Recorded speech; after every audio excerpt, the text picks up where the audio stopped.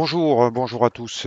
J'espère que vous allez bien avec cette hausse donc du dollar qui a rejoint l'objectif que je vous avais donné avec le franchissement de la figure en drapeau.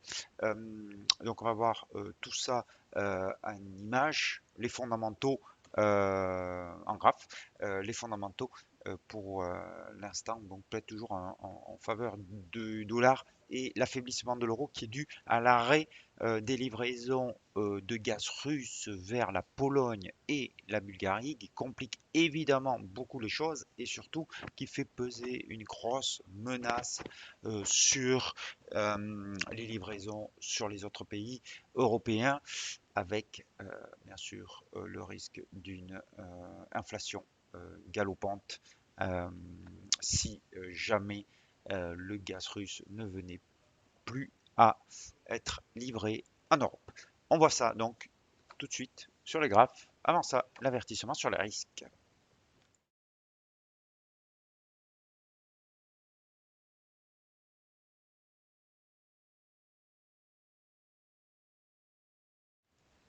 Donc, situation compliquée pour l'euro, mais aussi pour les autres devises. Le yuan, j'en parle pas beaucoup, mais c'est important ce qui s'est. J'ai fait un article là-dessus. C'est important ce qui s'est passé la semaine dernière, à savoir euh, les taux américains à 10 ans qui ont rejoint les taux chinois à 10 ans. C'est deux gros pays, bien sûr, les deux principales économies, bien que extrêmement différentes, on est d'accord, mais ça a entraîné des flux très importants vers le dollar et ça a arrêté la chute du yuan chinois qui était là depuis, bien ancré depuis des semaines et des semaines, et ça change beaucoup la donne.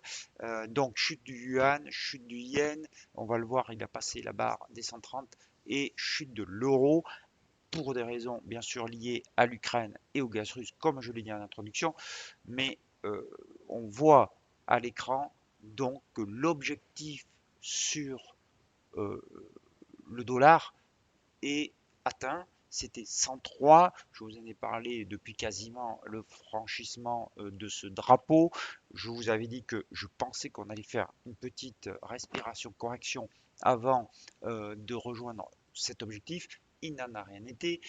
Maintenant, attention, on est sur du niveau, vous allez voir, extrême sur quasiment toutes les paires de devises contre dollar. Donc vous voyez ici le niveau atteint sur le dollar, mais vous voyez surtout ce niveau extrême euh, sur le RSI.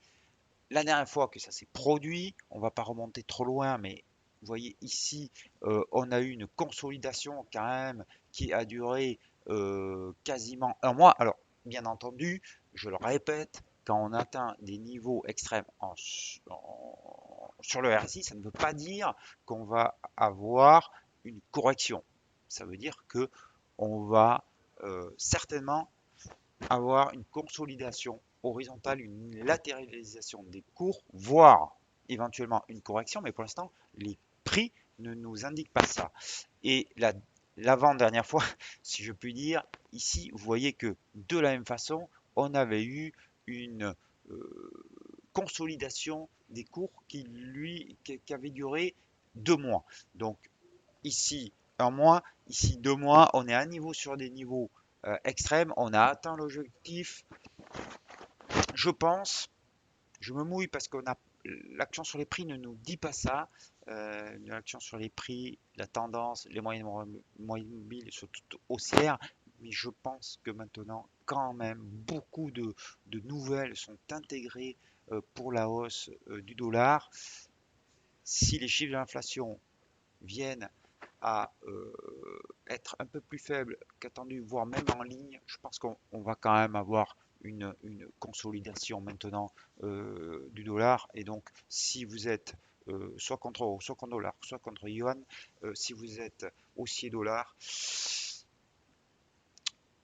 faites attention, mettez des stop loss parce qu'il est possible qu'on arrive sur des niveaux de correction. On voit ça tout de suite. Alors, avec, on va prendre juste les principales paires de devises aujourd'hui. Euh, j'étais un peu long sur l'introduction, mais si vous regardez contre euh, le dollar yen, vous voyez, on a cassé les 130, mais regardez, le RSI ici est en zone de surachat, mais surtout, il commence à être plus bas que le précédent sommet. Ça ne veut pas dire que on a une divergence de RSI, il faudrait qu'on casse ce niveau de 65 pour avoir la divergence, mais quand même, on commence un petit peu à s'en rapprocher. Si vous regardez sur une semaine, le RSI extrêmement suracheté, 89 sur les devises, c'est très très rare de voir ça, et sur le mensuel, on est à 83 aussi, c'est assez rare. Regardez la dernière fois qu'on a fait ça, c'était ici. Alors vous voyez ce que je vous disais, c'est qu'on a poursuivi quand même la hausse malgré ce niveau extrême, mais derrière, il y a eu une grosse correction. Donc, euh, ça ne veut pas dire, encore une fois, que la correction va intervenir tout de suite, mais ça veut dire que les risques d'une correction sur le dollar sont maintenant assez élevés. Et surtout, on avait parlé sur le dollar yen d'une intervention possible de la BOJ, de la Banque du Japon, sur les niveaux de 130. On a dépassé les 130 et je pense que ça doit sérieusement réfléchir pour la Banque du Japon et au niveau du ministre des Finances japonais.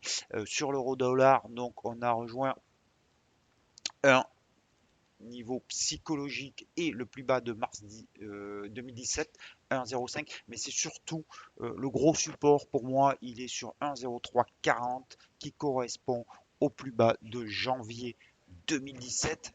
Sinon, il faut remonter à 2003. Vous allez le voir sur ce graphe mensuel. Vous voyez 2017, sinon il faut remonter à ici ce point bas de janvier 2003. Janvier 2003, janvier 2017, donc des niveaux, un support très important, 1,0340, encore plus important que 1,05, même si 1,05 ça marque plus les esprits parce que c'est un chiffre psychologique. Sur le câble, on a un petit peu le même scénario, un petit peu même tout à fait le même scénario. Vous voyez, euh, j'avais marqué cette moyenne mobile à 200 périodes qui n'arrivait pas à être franchie et donc qui faisait peser la menace d'une correction. Elle a été hyper forte. Là encore, niveau RSI extrême. Le prochain niveau, il est sur 1,2250, support de juin 2020. Mais à partir de maintenant, je considère qu'on peut avoir une correction euh, ou consolidation plutôt sur l'ensemble des paires de devises. Le dollar suisse, pareil, regardez, j'ai longtemps dit toute cette période-là que c'était un petit peu ennuyeux le dollar suisse, que je ne le commentais plus. Regardez cette hausse spectaculaire, extrême, avec des niveaux là aussi de surachat. Alors, je parle que du RSI, mais il y a aussi l'écart avec les moyennes mobiles qui, dans tous les cas, confortent cette lecture sur le RSI. Attention, attention, attention à une éventuelle correction. L'OSI dollar qui, à mon avis, est le plus susceptible de rebondir si jamais on avait ce rebond. Je pense que l'OSI sera surveillé de près pour jouer une correction, une consolidation du dollar. C'est sans doute la devise qui en profitera, je pense, le plus. Voilà, j'ai fait le tour. On va juste regarder les paires en yens quand même, parce qu'on a vu le dollar yen, mais l'euro yen, vous voyez, qui repart un petit peu à la hausse. Le support, il est sur la moyenne mobile à 34 périodes. Donc si vous jouez le dollar yen, l'euro yen, pardon, vous pouvez, mais attention, attention à l'intervention sur le yen, à une correction du dollar. euh, qui sera bien sûr répercutée sur l'ensemble des devises contre yen. Donc le stop là, il est maintenant facile à déterminer. Il est sous le plus bas d'hier si vous êtes en position sur l'euro yen et sur le sterling yen. Même chose, ce niveau des 158,22 sera à surveiller en cas de correction. Je voudrais bien voir un test de cette zone avant peut-être de me repositionner à l'achat sur le sterling yen. Voilà ce que je peux vous dire sur les devises. Donc, toujours les mêmes tendances, ça ne change pas, rien n'est remis en cause. C'est toujours l'action sur les prix qui conduit les analyses, les trades, les positions.